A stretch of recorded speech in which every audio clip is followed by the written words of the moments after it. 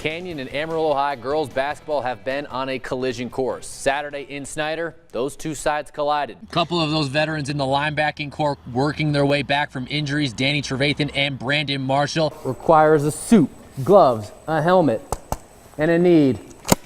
Sasha Watson in that semifinal thrived off of the CSU Pueblo student section that was raining boos upon her. There's nothing glamorous about the muscles that allow you to lift nearly twice your body weight. As I'll show you. You know why they're so mean? Why? Because they got all them teeth and no toothbrush. On the contrary, Riley could not stop singing Schaefer's praises, said it's a guy that's really benefiting. The Rangers invited myself and the whole town of Perryton out on a Friday night for their first practice with pads.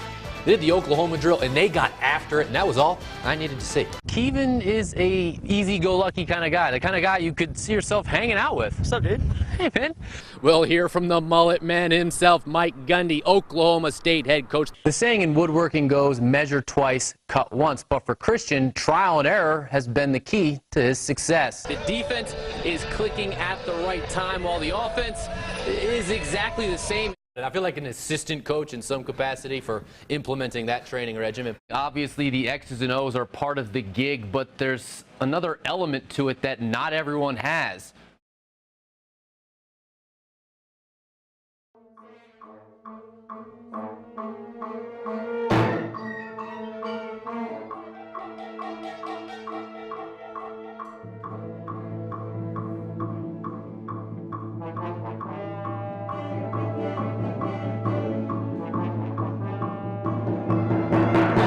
Tascosa's Spencer Savage is the triple threat.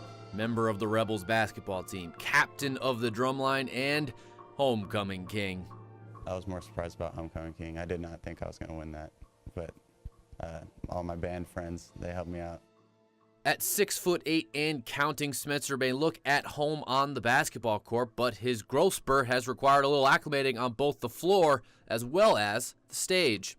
A lot of kids that size really hadn't figured themselves out, but he's done a good job of adjusting and learning. We've had to get some different ways to put concert snare drum stands taller and rig some platforms and stuff for his marching stand. The reason a kid decides to play basketball can be an easy one. Just take a look at a shoe commercial. But the reason Spencer decided to pick up the sticks in 6th grade and join the percussion well was also because of a commercial, just not one for shoes. I really like the Blue Man Group, so they inspired me. I was like, yeah, I want to do that. So I just started beating on the couch with some drumsticks my mom got me, and they just took off from there. And from there, the results have been pretty impressive. He's probably the most talented percussionist that I've come in contact with that's just naturally gifted. There's not much that he has to be taught. Spencer will have options next year when he goes off to college, whether he wants to keep playing basketball or focus solely on music. But if he could pick between the rush of nailing a drum solo or dunking a basketball, the decision, apparently, is an easy one. Dunking a basketball. Not even close? No, not even close. In Amarillo, Dave Edgecomb, Fox 14 Sports. Travis Schulte doesn't want to be a cheerleader in the huddle. That's not what his players need. If I'm cheerleading over there in timeouts and huddles, that we're probably in trouble. It's good to have it as a team. You see that this isn't something that we're trying to do as individuals. It's something that we're doing together.